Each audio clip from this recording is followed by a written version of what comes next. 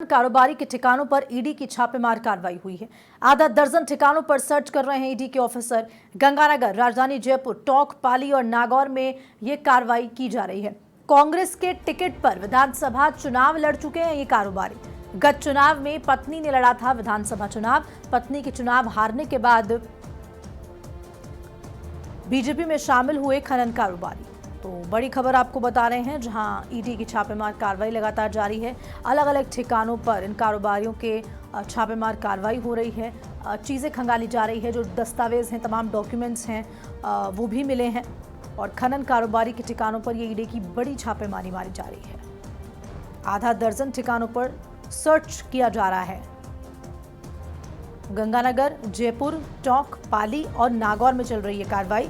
कांग्रेस के टिकट पर इन कारोबारियों ने विधानसभा चुनाव लड़ा था और उसके बाद आपको बता दें कि जो इनकी पत्नी है उन्होंने भी लड़ा और फिर बीजेपी में शामिल हो गए। तो बड़ी खबर आपको बता रहे हैं, ईडी के अधिकारी अभी भी ये सर्च कर रहे हैं और भी माना जा रहा है कि कई बड़े खुलासे इसमें हो सकते हैं। फिलहाल जानकारी यही कि कांग्रेस के टिकट पर इन कारोबारियों ने विधानसभा चुनाव लड़ा था।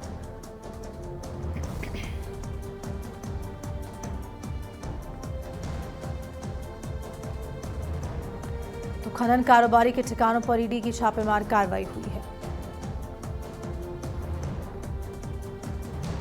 ज्यादा जानकारी के साथ रामस्वरूप जी हमारे साथ जुड़ गए हैं फोन लाइन पे। रामस्वरूप, क्या कुछ जानकारी इस कार्रवाई को लेकर फिलहाल, और क्या कुछ बड़े खुलासे हो सकते हैं?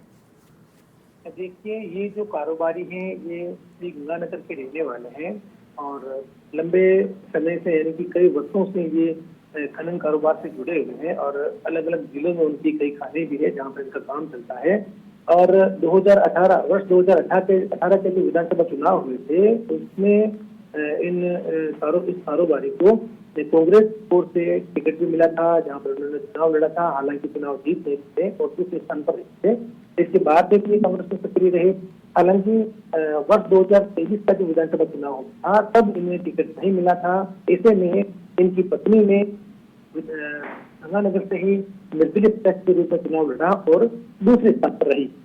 यानी कि कह सकते हैं कि काफी बड़ा राजनीति में अच्छा दखल रखने वाला ये परिवार है, जो कि राजनीति में होने के साथ में खनन व्यवसाय भी करता है।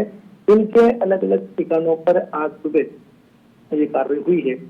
ये जो कारोबारी है, जो बेटा जी है, ये कुछ महीने पहले ये भाजपा में शामिल हो चुके हैं। यानी कि जब 2023 विधानसभा चुनाव था उसमें उस चुनाव में हार होने के बाद में ये परिवार जो है वो भाजपा में शामिल हो गया था। अब वर्तमान हम कह सकते हैं कि ये भाजपा के नेता जी हैं। तो अभी जो कार्रवाई हुई है वो जयपुर, गंगानगर, पाली, टोंक, नागौर और कुछ अन्य जिलों में भी जहां इनके कारोबार चलता है, जहां इनके दफ्तर हैं, वहां पर आज तो सुबह 5 बजे ही जो ईडी के अलग टीमें पहुंच गई है और इनके घरों पर सर्च कर रही है। जयपुर की बात करें तो जयपुर के वैशाली नगर में इनका आलिशान मकान है और जयपुर में दफ्तर भी है। तो वहां पर भी ईडी के अधिकारी सर्च की कार्रवाई कर रहे हैं। हालांकि अभी ये जानकारी है, जैसे में फिलहाल ये पता चल नहीं पाया है कि किस तरह की शिकायतें ईडी को मिली थी या अभी तक की सर्च में क्या क्या सामने आया है। ये जानकारी मिलने में अभी कुछ देर लगेगी। शुक्रिया आपका रामस्वरूप अपडेट के लिए।